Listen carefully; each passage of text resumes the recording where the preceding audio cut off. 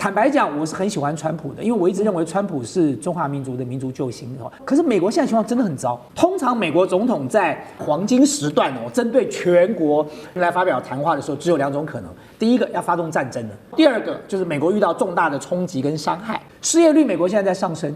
美国的5大 AI 巨头都在裁，它的民生必需品，它的价格也在涨啊。所以，如果房市再持续的往下跌下去，美国一定会有很多银行会面临破产的问题啊。所以各位知道，就是说，对一个国家来说，当你的失业率上升，当你的 CPI 也在上升，你就是被判了双重的夹杀了，死刑了。好，观众朋友，今天节目一开始我们特别来关心到的是，确实今天是耶诞节，本来应该是耶诞节，但是在美国却如此的不幸，是耶诞节崩了吗？因为尤其美国在消费、房市、就业3线失火，现在呢，根据统计，美国有50万人都是住露营车来长期过夜过冬的。另一方面，中国大陆则是改变了它的经济的战略连12个月是默默的囤黄金，是为了什么？在做什么样的准备呢？今天就这些议题，我们会一起的来做关心。好。确实今天耶诞节对于美国的部分家庭来说一点都不平安。10月份开始，我们看到美国的消费者对于耶诞节礼物这种全体的消费可以说是大降温。尤其在哪一些族群呢？18到28岁的年轻族群他们在耶诞的这个购物上面支出直接大减了30%，就是因为对于经济接下来非常的不乐观。另外，整体做了一个统计，每位消费者在今年光是圣诞节的支出就已经较去年同期暴减了1552美元的一个金额。那尤其现在更是受到川普关税战的影响。我们看到耶诞的商品，因为要课了这个进口的关税之后，所以呢，它的这个进口量，耶诞商品进口量年减幅高达了25%。尤其这个最热门商品，也就是最有象征意义的圣诞树中国大型人造耶诞树现在价格进口到美国高达了500美元，换算新台币，1棵树竟然要1.5万元美国当地制造的耶诞树的价格更是中国大陆制造的达到了3倍。好东西都是变得这么的贵。今年美国的耶诞节很不一样因为面临到一个很现实的通膨问题，所以呢，大家竟然开始掀起了新风潮。改买2手的礼物来当耶诞礼物，2手玩具、2手珠宝，甚至2手的精品，成为今年耶诞节的新风潮。所以，我们来看到这一家是美国的2手零售商他就说，光是过去3个月，我们现在销售额竟然不减反增一口气暴增了，大约达到了10%。还有呢，这位是住在洛杉矶的36岁的女子她这样说，她说今年我还是想要耶诞节的时候买精品给我的母亲，于是呢，我就去了2手商店买一个Coach的2手包包给她，价格是125美元，一定得买2手的，因为新包实在是太贵了，买不下手所以今年耶诞节，美国人省着过，到底是短期的通膨压力，还是现在中产阶级结构性面临消费降级？苑老师怎么看？我觉得这里面有一个观念省着过是我从来没有想到美国人的生活会有省着过的概念。美国人基本上的话呢，连冷气一开，整栋大楼他坐中间一层，美国人都是大浪费这个是大家都知道的事情。但是这里面的话讲的问题非常有趣我跟大家分析一下其实讲起来，你刚刚讲到那个2手的 Coach 我对精品的懂一点，在欧洲待的久这个 Coach 算是精品当中最便宜的啦，大概已经最好的 Coach 大概就是就不得了了，大概就是300-400块美金这个大概就可以买了新的。所以为什么连 Coach 都要买2手？这个表示美国确实是面临了很大的经济的问题。美国经济问题的话呢，分成3项。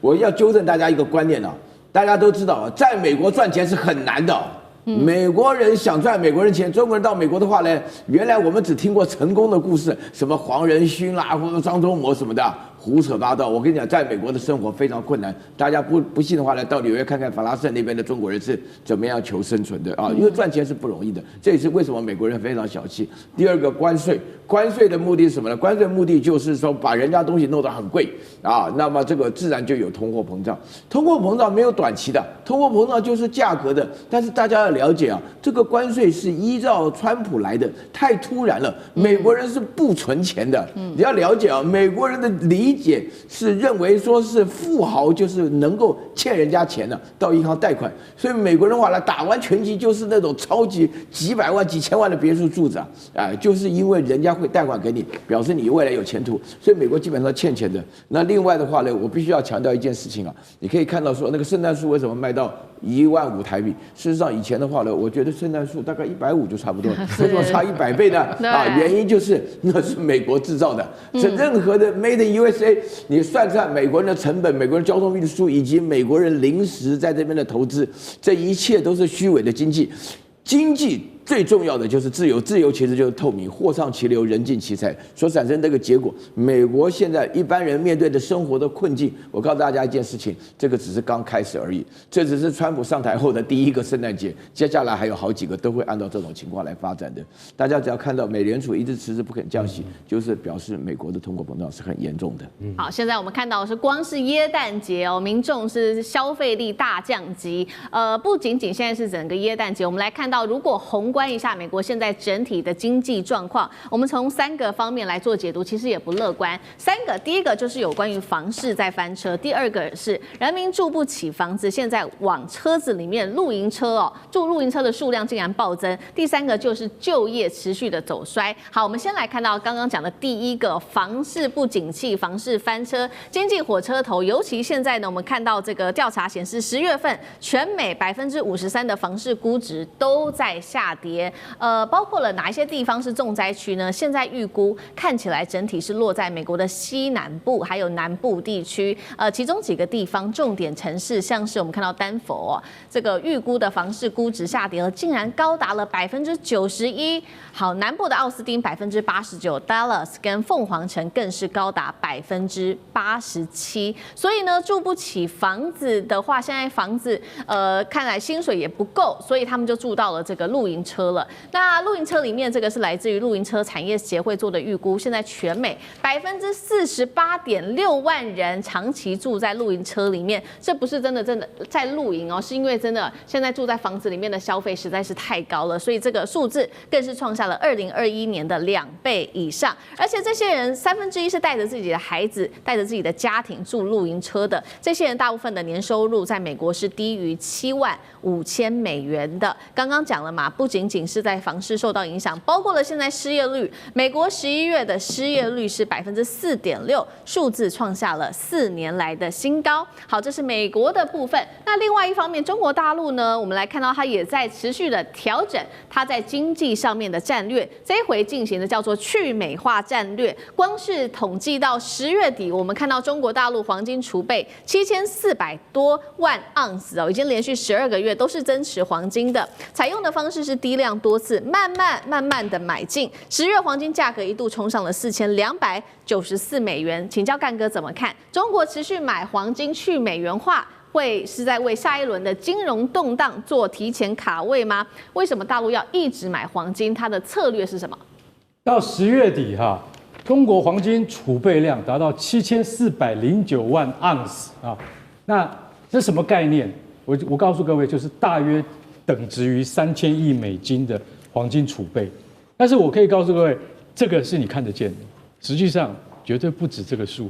因为国际金融专家也讲说，到底中国有多少黄金啊？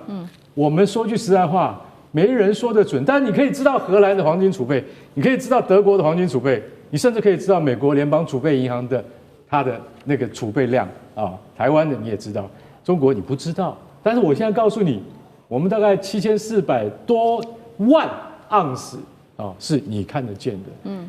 你知道中国大陆从去年开始，每个月都在多买黄金，但是呢，它平均多少？你知道？平均一个月买3万盎司啊，跟那个7000万比起来是9牛1毫嘛，对，你感觉不出来。对，所以它不会造成东南亚附近这些国家的金价的太大的波动。为什么？它就是不要波动，但是它把黄金当成战略储备物资在进口，所以它慢慢的买，而且为什么你知道？它在关税的贸易战还没开打之前，它就开始买。为什么？他已经看到了，川普你要大搞是不是？你要大搞，我告诉你，到最后最稳当的就是黄金，而且他们知道说这个黄金储备哈，你要就是不动声色让大家没有感觉，温水煮青蛙，所以他是慢慢的买到现在他已经到了这个地步，因为金价有一段时间高达$4290嘛，然后还有一阵子还听说还有到4380的，现在已经回来了啦。可是我跟你讲，国际那个金融专家已经讲了，可能到了明年会到4700哦。所以现在有很多人在问啊，那我们散户能不能买黄金？其实我们来宾不能告诉你答案，只能告诉你说，黄金它一直在走阳，可是你如果走得太快或走得太高的话，对于这个国际全球的贸易市场不是太好的事情，对不对？对。所以说它是不是投资的标的，我们不能够给答案，我们只知道说，中国不断在购进黄金，而且中国有很大一部分，你知道购自哪里吗？绝对猜不到的。它购自俄罗斯啊，俄罗斯国家银行拿来卖啊，为什么？因为对不起，战争准备，战争快打完，还没打完，没办法，再拿黄金出来卖。你知道俄罗斯现在最近卖给那个大陆的那个黄金啊，去年只有$2.23亿，你知道今年多少钱吗？去年听清楚，去年2亿，今年$19亿。那你想想看，俄罗斯拿出这些黄金出来倒，自己也很心痛啊。可是它还有另外一个战略因素，它要支撑卢布，不能让卢布崩溃，所以说它必须要拿出来卖。然后呢，跟大陆的这个黄金交易还是持续在增进之中。当然，习近平也有相对的这些优惠的措施给俄罗斯。所以你知道，中国的战略布局早就放在前面了。对于黄金的储备，从来就没有松懈过。而且回到我刚刚讲，到底有多少还不知道。所以说你要晓得说，在大陆它的整个的国家的政策上面，对于黄金它是非常非常重视的。而且它不会因为通货膨胀或者因为国际的经济局势走衰，它就没有可以支撑的稳定器。黄金就是最好的一个商品。好，谢谢干哥。那我们再回到说，刚刚也提到了嘛，美国的经济问题。刚刚说这个房市预估值，全美53%房市预估值都在下跌。同时呢，就业数据表现不好，再加上消费同时降温，还有50万人住进露营车里面去，美国经济还有办法软着陆吗？那这个50万人住露营车的数字要不要担心？委员怎么看？我觉得美国的经济要软着陆不是一件容易的事情哦。大家不要看别的，就光看川普在12月17日，他在这个美国的新闻联播的黄金时段发表了一个18分钟的讲话。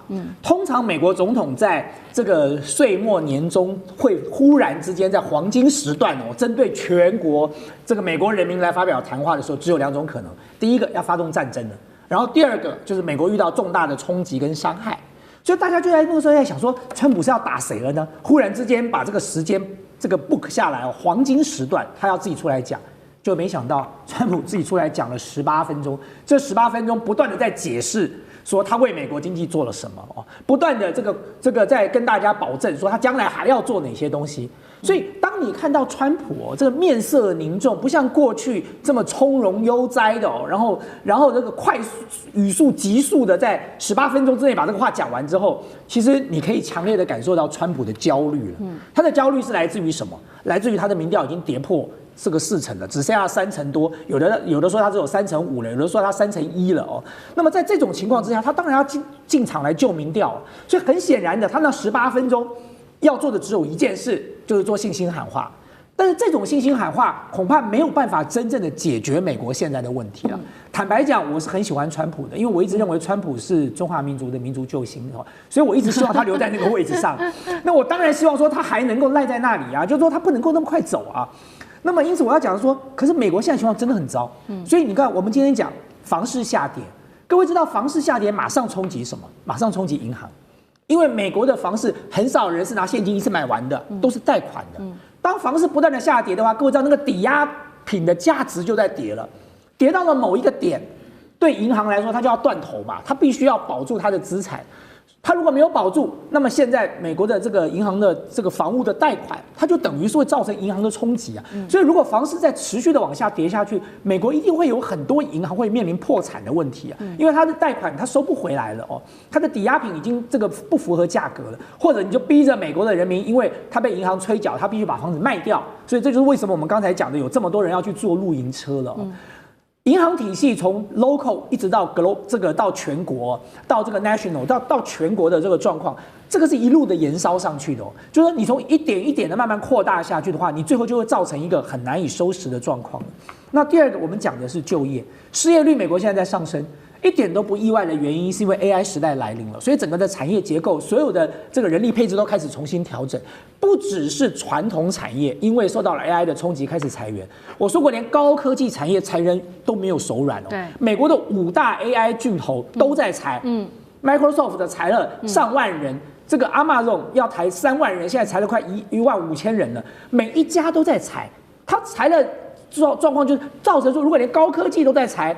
传统产业也在裁，那当然美国的失业率会一直不断的上升啊！不要講別的，光講我們自己數字王國這家電影視覺特效公司，我最近就拍板說我們要裁全美，我們要裁30%到40%的人，因為 AI 的出現之後，對每個產業都造成了衝擊，我的人力需求沒有這麼高了，我不要負擔這麼重的人力成本的，所以失業率要下降很難了哦。那再來。你 CPI 就是通貨膨脹開始不斷的往上升。我們剛才看到了這個新聞的數據，說買一個二手的 Coach 包包要$125，$125我都快要嚇死了。就是如果有去過美國的朋友就知道說 ，Coach 在美國的 Outlet 其實不是一個很貴的品牌哦。所以呢，我們台灣的觀光客到 Coach 都是掃貨的嘛，大概來就開始掃。日本這個觀光客早期最喜歡 Coach， 就一去就是整個都把它掃走了嘛。當然你現在還有一些什麼 Michael Kors 啊，什麼各式各樣的品牌，但是 Coach 基本上它的價格沒有那麼高，一個二手的東西要賣到125，那真的是非常驚人的天價了。但是重點不是這個，它不是奢侈品的問題，它的民生必需品它的價格也在漲啊。所以各位知道，就是說對一個國家來說，當你的失業率上升，當你的 CPI 也在上升，你就是被判了雙重的這個夾殺了死刑了，就是對美國的 Fed 來講，它通常要不要升息，它就是看這兩個數字嘛，失業率跟 CPI。如果失業率上升了，代表經濟量能不夠，它必須要釋出更多的資金到市場上來。如果 CPI 太高了，通貨膨脹起來，代表市場的資金太多，它必須要把錢抽回來。但是如果這兩個都上升的時候呢，它就兩難了。我究竟該放錢還是不該放錢呢？那如果再加上房市開始下跌，銀行頭寸越來越緊，那我不得不被逼的再放更多的資金。所以你看到聯準會最近宣告什麼？他宣告美國接下來還要再升息，這個降息一碼，等於是再降一碼，再放錢進市場。同時 ，Fed 準備要去買400億美元的短期公債。各位知道，對這個聯準會來講，他去買短期公債代表什麼？他拿什麼買？他當然拿美金買，所以代表說他又再投400億美金到市場裡了。所以這個市場已經通貨膨脹了，錢已經太多了。然後你現在再降息再投錢，那你這個通貨膨脹就一發不可收拾了。所以我要講的說，對美國來說，它要軟着陸，恐怕真的不是一件容易的事情哦。那麼當然還是回到我先前講的啦，我是希望川普能夠頂得過去啊，因為他畢竟還有1-2年的時間，就是中華民族的偉大復興大業還沒有完成啊，所以川普同志要繼續努力啊。好，接下來我們會關心到是美國經濟出事嘛，因為這是美國自己內部的經濟學家做的事情。他說，2026年經濟衰退幾率高達40%。另一方面，這個是確實存在的是，今年統計到11月為止哦，117萬員工被裁員，而且現在股市可能也會面臨危機嗎？等一下我們會一起來看是否拖垮美國的經濟。好，今天先來看到的是，我們來看到川普到現在上任已經1年的時間了，美國經濟衰退的疑慮是越來越高，現在來到了最高點。因為呢，來自於彭博的經濟學家這邊也做了一個分析，川普就職前，大家認為說美國經濟衰退的幾率是20%，沒有想到真的在上任了之後，大家這個經濟學家就預估了，這個美國經濟衰退的幾率可能高達40%。穆迪更是認為明年經濟衰退啊，到达了42%，而现在看到的为什么经济会衰退，有列出了3个原因，包括了现在担心的 AI 泡沫，还有年轻世代他们真的是没有办法很快速的找到工作，这些入门级的工作几乎都消失了，而且白领的职缺也越来越少，加速了中产阶级的焦虑。而且美国的就业市场现在进入了一个新阶段，这个阶段叫做永久性的裁员时代。什么意思呢？因为过去在美国做裁员的时候，通常是一波一波的这种大量的裁员，但是现在变成说不像过去这种大规模的裁员是比较频繁，但是比较小规模的，一次可能裁员人数50人以下之类的。但是因为是这样一波一波而且频繁的，才会让中产阶级非常的不安。而且这边做了一个统计，光是前11个月，美国裁员人数竟然高达了117万人，这个年增幅啊暴增到54%。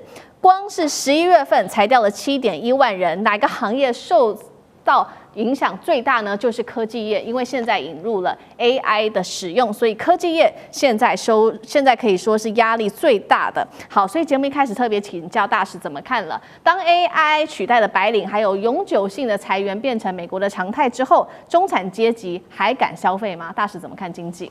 对，现在中产阶级第一个消费能力减低了，因为美国通膨事实上的话，在很多特定的区域是相当的严重啊。那而且它这个通膨的这个品项也是都不一样。不过整体来讲的话，美国的通膨问题并没有说完全的解除啊。那不过就是说，很多经济这个学者的报告，其实美国今年的经济1到4月基本上它是一种所谓滚动式的下滑。那前4个月经济不好，可是呢，其他的数据显示，从4月底开始以后，一直到目前美国的经济基本上它是一个滚动式的在复苏。那当然，2026年是另外一个情况。可是呢，就是说今年大部分时间都在滚动式复苏的情况之下，从哪里看出来？主要是从金融市场，还有就是大公司它的获利跟股价这些反映出来，美国的经济事实上在复苏。可是问题呢，这种所谓的滚动的复苏并没有造成这个所谓的失业率的下降。反而造成失业率的提升，那这个就必须就是说有一点不太符合逻辑了。逻辑应该你经济好像在复苏，你这个就业人口应该往上增，反而不增反降，所以呢，这就变成就是说，很多人就是说讲说这可能是美国一个经济在结构性的在调整。那事实上这个财富还有工作的性质也跟着在调整。那大家想到很自然就说，那这跟 AI 一定有关。那事实上的话，有个统计数字比较精确的。事实上的话，美国从2023年，如果说被裁掉的人员里面有7万个职务被很明确的可以证明，它是因为 AI 的这个被使用而造成这个职务被裁掉，大概7万人。可是这里面有117万人丢掉了工作所以这个就变成就是说，可能造成这个丢掉工作最大原因是 AI，可是呢，还是有其他整个结构性的原因。那所以就变成这个是一个蛮复杂的。那这个117万被裁掉的人里面，那个产业别来说，最高这个行业就是科技业，中间有大概差不多17有15万人都是属于科技业的人。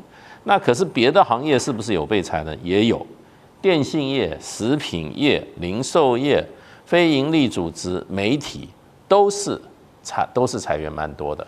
那现在就是说，你刚刚讲就是变成一种永久性的裁员时代这是让很多白领阶级相当感到压力的。对，因为过去这个公司裁员都是一次很大规模的，一次裁掉6000、8000，像 Estee Lauder 最近有全世界裁掉6000人他说这种模式现在渐渐没有了，就是大的公司，它基本上是滚动式的在裁员，它也不宣布，它可能就在调整一次50个人、60个人，可是这个随时在进行当中，它不是一种大规模的裁员，所以这个是一种新的现象。不过这种现象反而增加了，尤其白领阶级他在工作上对于可能失去工作的那样子的一种心理压力，那这个可能也变成是一种常态。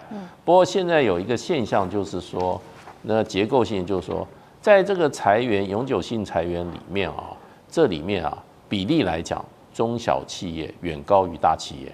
也就是说，在这个美国的这个现在的这个产业结构里面，大企业还是能够稳定获利，它在这个雇佣员工，中小企业的压力越来越大。所以除了 AI 的因素，还有美国产业结构的调整。对，当然了，虽然美国这个整体来说的话是滚动式复苏，不过美国的经济要跟之前比是越来越糟糕，是越来越糟糕情况之下呢，它这个不可能会增加很多新的就业员额。那明年的话，又是预计是有41%是几率认为是衰退。那美国明年的失业人数可能会增加。那在美国的这个一向是世界经济火车头之一啊，因为全世界的这个100，就是说这个整个的 GDP 里面有34兆，34%美国所创造的。所以美国如果感冒的话，全世界的经济那一定会打喷嚏。好，这个是刚刚特别我们 focus 关注在美国的就业市场的部分。那刚刚也说嘛，因为 AI 的兴起，这当中受到影响比较大的是中小型企业，尤其是科技业。但是这些科技巨头呢，现在为了获利却是不择手段。我们来看到路透社的最新踢爆是美国的脸书的母公司 Meta，为了维持它庞大的广告收入，对大陆来源的这个诈骗、非法赌博广告长期睁一只眼闭一只眼。这边做了一个数据的统计 ，Meta 去年光是来自诈骗、非法赌博、色情等等违规内容的广告收入超过30亿美元，换算新台币竟然高达了900多亿元怎么看，干哥？我这件事情是我最痛恨的，你知道为什么吗？因为 Meta 作为社群平台的领头羊然后祖克伯他竟然是这样子的态度，你知道他们本来内部他们自己那个 FB 现在叫 Meta，他们里面的那个什么，就是他们的那个有一个机制可以去干嘛？可以把那种有严重诈骗的那种倾向的那个东西给抓出来，还有赌博、色情等等像这样子的广告，他们自己本身有一个机制，但是他们也要花钱去维持这样的团队那所以说，其实老实讲，他就不太愿意去做这样的事情。他认为说，我们既然是这个媒体嘛，那我们就应该要获利嘛。那乐听人应该有自己去辨别广告的这个能力在里面，而不是说要我们来先帮他当守门员。可是如果照你这样子讲的话，在自由市场里面的一般的电视广告那是不是每一个国家每一个这个不管是欧洲或者亚洲的国家，甚至美国其实它的电视的审阅机制都一定要先排除像这一类的色情或者是赌博广告嘛，对不对？可是 Meta 根本就是全部都照收，完全都照收。那所以说，你知道他去年他竟然在诈骗广告里面，他收了30亿美金的高额利润，但是大家要晓得，这中间有潜藏一个问题，就是说，因为其实来自中国的广告现在是 Meta 最大的收入，它一年有180亿，其中有30亿，大约20%是这样子的诈骗广告。那如果你今天要去防堵这些广告的话，就像我刚刚讲的，那你公司自己本身要有一个团队，你知道他们的团队在去年发现他们的这个防火墙的机制做得很好，他们已经非常的，就是说降低了差不多有1半以上的这种色情广告或诈骗广告。可是突然祖克伯发了一个命令说，因为我们的诚信策略，所以说我们这个现在暂停对于中国广告的稽查。这什么意思啊？我们听不懂啊，这就有点饶舌。他的意思就是说，为了防止来自中国的广告数量下降，所以说我们的这个诚信策略暂时不对他们做太严苛的检验。那造成的结果就是什么？就是这些广告再度死灰复燃。大家要知道，受害的大部分都是什么？在美国的华人，在美国的华人的市场有多大？大家去想一想。所以这在全球都造成影响。我认为这个就是什么？社群平台他们在获利之后，完全都忘记了他们的初衷。这也是所有的像不管是 Meta、Google YouTube 这些软体在很多国家都受到厌恶、受到排斥。你知道为什么？因为他们只顾着获利，而而没有想到他们对于人类社会所应该负的最起码的责任。这个责任其实是你自己企业主要负担的。所以我觉得像祖克伯这样子的企业家，你只知道获利眼前，但是将来呢，总有一天你的亲人也受到伤害的时候，你才会知道说要改弦易辙。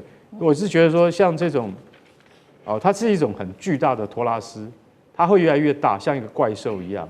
可是，一般的人民、一般的老百姓，要能够分辨什么是诈骗，什么是对你有害的广告，其实不是那么容易。我觉得媒体守门人应该要负起这方面相关的责任，那也是他企业的责任。对，针对目前 Meta 的这个行为被形容是这些大型科技业是否已经造成所谓的资本主义变形，所以造成今天这样的一个现象。但我们现在看到，除了科技业有问题之外，我们来看到华尔街投行也非常的对于美国未来的经济前景是非常的紧张的。在这个时候，他们出来示警了。明年最大的风险将是股市崩盘，直接引爆的经济衰退。特别呢，华尔街投行提到了支撑美国目前消费的250万名的超额退休族，什么意思呢？就是他们在这个疫情爆发之后赚了非常多的钱之后狂消费。现在华尔街投行就是担心说，一旦股市崩盘的话，这些人就没有办法大笔的做消费，将会重挫美国经济吗？上志哥怎么看？我们知道，在美国的股市，在今年年初开始，其实都被形容说很多黑天鹅的蛋，好多蛋，有大蛋有小蛋，就看哪个先孵出来哦。所以刚刚讲到底是经济衰退呢，美国政府的债务问题呢，还有包括现在 AI 是不是太集中了呢？好，无论如何，我们已经确定第3季的美股的部分是极震荡的，而且这震荡是创纪录的。为什么震荡？因为就是美股里头有好多的巨人。多的巨人跟空的巨人，大家真的是杀得死去活来哈，所以我们都知道，但核心为什么？核心还是因为忧虑。如果说一片荣景的话，空头没有机会的，所以这个忧虑很深。就刚刚提到的这些，包括 AI 非常集中哈，而且现在要知道还有 ETF 现在被普遍的运用，就使得这个盘跟大家动手，互相多空杀对方的武器很强。台北股市现在也是受到 ETF 很大的影响啊。好，话虽如此呢，但我们不得不说，虽然大家有很多在外面看衰，或者是觉得美国股市危险，各位还是要了解一件事情是。各位，美国华尔街股市可不是一般啊，它不是只有美国的资金，它有全世界，有穆斯林的资金，有欧洲所有有钱的资金，包括甚至中国的资金，所以全球的资金都在华尔街股市，不是那么轻易能够倒的。所以这个震荡的过程里头，其实再怎么看衰 AI， 就像我们知道有很多人 AI 就撤资了，很多大巨人不投资了哈，也都知道。然后但是呢，你说他们不投资去投资什么？其实就换手。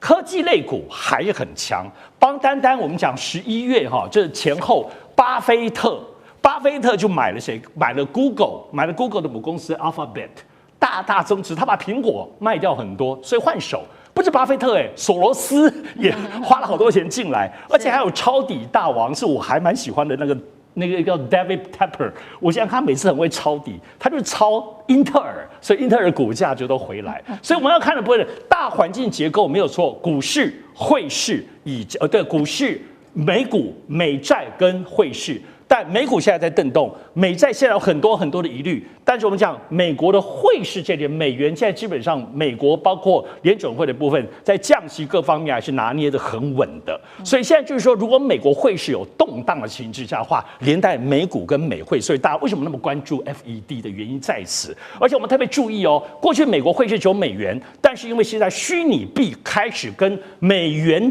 整合在一起，里头稳定币等等，所以让整个美国的坦白讲，它的这个货币的扩散性从实体到虚拟扩大了这个基础层面，它当然也动荡更大，但某方面它也可能有更多的支撑。除了美元在吸全世界的所有货币的这个汇差之外，也透过稳定币在吸全世界的虚拟的汇差。所以美国当然有很多的风险，但千万不要小看美国华尔街拥有全世界资本的实力。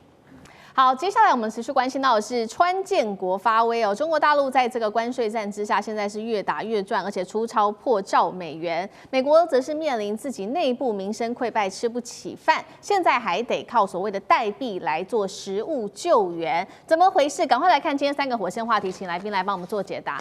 现在看到美国的农夫市集到处都在使用所谓的补助代币，美国人现在连买菜都要靠政府的救济了吗？第二件事情来看到是川普了，这个关税战之下，通膨压力还没有降，但他在此刻却是逼着这个联准会啊，赶快降息来救市吧。但是救市的话，是否又会影响到股市、债市呢？川普是在止血还是在放火？第三件事情，今天也会关心到的是，川普的关税战之下，没有想到大陆现在出超正式破了1兆美元这个数字，甚至创下了新高。另外一方面，刚刚讲的嘛，美国则是呢靠补助过日，川普这个时候在对中政策上面突然间转软了，大家在看这个是战略转向，还是美国真的这一回撑不下去了呢？今天就这些议题会一起的来做解答。刚刚特别提到的这个农夫市集，其实呢地点就是在旧金山，当时的画面是这样子，大家看到说哇，周末市集的人去逛的人非常的多，然后看起来人气非常的旺，但是摊位的桌上，我们都可以看到这些摊商自己说的，多了一样东西，就是政府补助代币。什么意思呢？这不是一个社福升级哦，是因为美国现在尤其针对这些中低收户入的家庭，他们连买菜都越来越有问题了，包括说呢，只能靠的是他们的这个代币哦来去买菜，来用刷卡换代币过日子。摊商也证实了，确实他们现在收到的代币甚至比现金还要多很多。那么现在美国自己国内的通膨到底有多严重呢？我们来看到几个实际的数字。首先，第一个，美国人最爱吃的牛肉涨幅啊，一口气飙升到了超过15%。再来看到55%的美国民众都认为说，真的吃不起饭，你川普是不是应该要负起责任呢？第三个是川普11月的关税收入首次的月减了，所以他这个时候呢，被迫取消部分食品的关税，要来救自己国内的物价。而且现在只有30%的民众是满意川普的经济政策的，川普已经干脆亲口证实了，他说确实，他认为共和党接下来恐怕在选举中会丢了自己的饭碗。美国现在内部物价通膨有多严重，还得靠代币来买东西。关税战是把美国的经济底子给打空吗？舰长怎么看？我们来看啊，其实这一个有关于川普这个施政的部分啊，如果我们再看到 APEC 它的一个会前的时候，其实大家对于川普的概念，执政的状况是这样：如果一般的美国成年人啊，那我们先不论党派的话，我们就会看到大家认为这一个生活杂货。其实涨得非常有感，71%的人都觉得是上涨。那接下来我们来看到，大家觉得最不满的是什么？也就是同样的状况，也就是这一个我们生活所需要的开销，那个其实是越来越大的。不过现在大家讲说这一个是不是通货膨胀呢？其实不一定是通货膨胀，反而可能是通货紧缩，因为大家不敢花钱，因为未来长成什么样子并不清楚。那也就是我们来看到实际的状况，我们看到消费者的信心。如果说我们从这一个选举日之后，我们就看到消费者的信心其实曾经有一度上涨，那但是呢，现在又逐渐的跌落。那为什么我讲说这个部分呢？并不一定是通货膨胀，真正通货膨胀的高峰其实是在拜登总统的任内。那现在呢，我们看到的反而更多是通货的紧缩。那这个通货的紧缩所造成的影响，大家不敢花钱。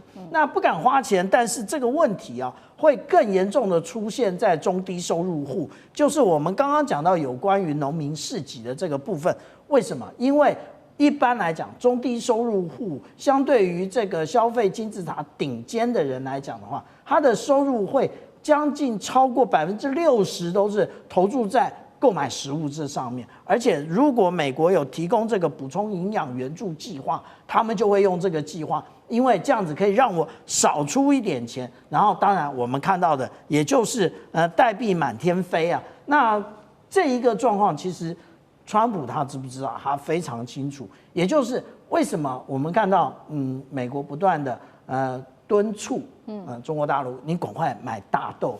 那其实问题也就在这里，也就是他最重要的是他要避免这一个收入不多，但是选票很多，然后让他在明年的期中选举一败涂地。好，一边是这个美国自己的内部物价太高造成的这个消费减低，通缩的一个问题。那另外一方面，我们看到川普政府现在又持续的要求联准会啊，你赶快降息吧，希望能够替他的经济打一些吗啡来止痛续命啦。那可是现在大家也担心说，会不会降息又造成股市债市的不利呢？这个是第一个问题，要请教杨老师。第二个问题是，期中选举接下来共和党乐观吗？因为现在连川普自己都不看好了，杨老师怎么看？对，川普在13号的时候接受《华尔街日报》的访问呢，我看到他自己称赞说，从来没有这么好的经济在美国的历史上啊，这个非常符合川普的口吻。可是真的吗？我们先来看看一些就是清楚的这个数据哈。那到目前为止，其实他的支持率是掉了，而且是掉了几趴，掉了大概有10%。那从就是48%掉到从52%掉到42%支持率，不支持率来到55%，增加了大概有10%。所以一上一下，其实它的不支持率远超过它的支持率，现在这个很清楚。然后呢，这里面去分析有3类的这个选民现在对他其实是支持大幅下滑，一个就是拉丁美裔的，叫 Hispanic， 第二个呢独立选民，第三个呢年轻人18岁到29岁的。那 Hispanic 呢，其实主要都是在美国的南方，尤其像佛罗里达这些地方过去一直都是共和党的主要支持者。那可是到都市里面，他们又倾向支持民主党。所以这一次我们看到，从40%掉到35%，减少了有将近13%。然后呢，独立选民减少了将近20%。最特殊的是，年轻人对川普的支持从原来还有将近40%的，掉了只剩20%。所以少了一半。一年少了一半。你还不到明年的选举，明年选举大概还有将近1年的时间。那够不够足够的时间把他们给挽回？通常不容易。为什么？因为再进一步的民意调查，他们说50%到55%的选民认为最重要的3个议题，第一个是通膨，商品的价格；第二个呢是工作，整体经济；第三个呢是健保。可是呢，川普你看到他这个通膨因为关税开始就是出现这个就是整个严重。那目前在9月份的数字看到是2.8%。然后呢，工作其实美国的工作现在是很好找的，可是经济整体的情况大家是很担忧，甚至 AI 泡沫化明年会不会变成议题？然后呢，健保那这个是最严重，川普把那个奥巴马健保给拿掉了，可是只有20%支持川普的这些现在眼前的一些议题，反移民打犯罪还有外交政策20%，所以他觉得这个顺序不对的。同时呢，经济上的问题大概是74%认为他现在做的一般，甚至不好，只有23%说OK 比以前好。那这里面大概不到15%左右是说比去年1年好。所以你看70%比2成多，现在就很清楚，这个民调显现出这1年以来，大家对于川普不只是说蜜月期没有了，其实基本上认为他搞错重点了。他没有关心到人民眼前关心的议题，而且呢，人民眼前的议题也每况愈下。那同时，对于川普的一些手段做法，当然也更不认同比如说他对学界，他对这些逮捕那些ICE的这些作为。所以我是觉得，明年的期中选举如果是在下个礼拜举行的话，那他一定会输1院。但目前还有1年的时间，足不足够他去改正？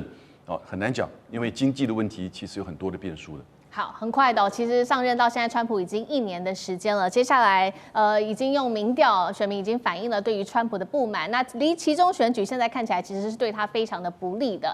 而且大家也在检视说，你当初实施这个关税战，其实也是要对付中国大陆。结果没有想到，为什么在这个时候，我们看到大陆在经济上面，尤其是在出口上面表现却是越来越好。而且呢，在另外一方面，政治上川普的态度对中国大陆却是明显的降温。几个重要数字来带观众朋友友看一下。先来看经济面，前11个月我们看到大陆的出口3.4兆美元，是年增5.4%，对外贸易顺差突破了1兆美元，创下历史新高。对美出口虽然减少了18%，将近20%哦，但是却靠非洲、东协、拉美全面都补上了这些出口的缺口。那刚刚讲了嘛，川普对中政策变得明显的降温。首先10月底和习近平见面之后，我们就看到他抛出了G2的论述，承认中美之间是平起平坐。对于中日这一次的争议，他也保持沉默，传出还私底下要求日本避免刺激北京。再来就是我们看到他的国安战略的这个策略也降温了，不再高调强调大国竞争跟大陆的核武扩张。为什么他的态度有这么大的转变？关税战打到现在，怎么把中国打得越来越强？委员怎么看？这个打错方向，而且打的力道实力不足，打人家伤人这个所谓3分啊，就要自己自伤5分，从来没看过那么笨的政策。其实川普的关税政策，美国的经济学家一致反对，没有人看好。我一开始也跟他嘲笑他是王安石变法一事无成，在你节目1年前我就要嘲笑，果然不幸成真，因为他那个完全是一种乱拳啊，打狗什么，会当然是不可能打出一个好的效果。那中国的这个贸易顺差在1到11月突破了1兆美元，这是一个很大的一个成就。因为去年一整年呢，1到12月哦，总共的顺差才多少？8400亿。前年才8200亿，今年只有1月份到11月份就超过1万亿啦。所以如果再加上12月呢，当然就不止了。但是高兴之余也有担忧，因为中国这一次的顺差到达1万亿啊，当然最终原因是出口跟去年同比增加了5.4%，5.4%啊。然后因为有新产品、有新市场、有新通路。新产品就是大家所熟悉的那些产品，传统啊、电子啊等等，然后还有什么新能源啊之类的。那新市场什么俄罗斯啊、东南亚啦，甚至于非洲、拉丁美洲啊，这种新市场都被开发出来了。那新通路就是说，它海外有很多新的港口、新的船队，然后新的航线，还有什么比如北极航线，还有中欧班列，所以使得中国的货品更容易运到销售场合。但也有隐忧，为什么？进口会衰退0.6%，它的机器设备进口衰退，就表示民间不再投资，这中国政府特别去注意。第二个，消费衰退，那为什么消费衰退？因为有进口替代品满足大家的消费，可是也表示对于进口的奢侈品不再买了，然后进口的设备有替代品，再加上更高档的设备不一定买得到，被科技管制啦等等的原因在里面。那再加上房地产不振，所以内部的投资需求大幅衰退，所以才会有整个进口衰退0.6%。所以这个隐忧也要去特别去注意。所以表示说增加到1万亿该开心。不过算是一个不错的成绩，我来算给大家看哈。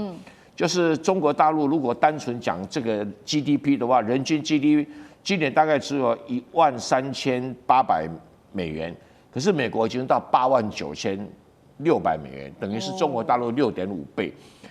那而且就成长率，中国大陆成长了3.8%，人均 GDP 成长3.8%，然后美国成长4.4%，所以美国在这个数字上是比中国好。然后日本更好，日本成长了6.9%，然后台湾更好，成长了11.1%。那南韩最差，衰退了0.75%，这是尹锡悦的功劳是0.75%。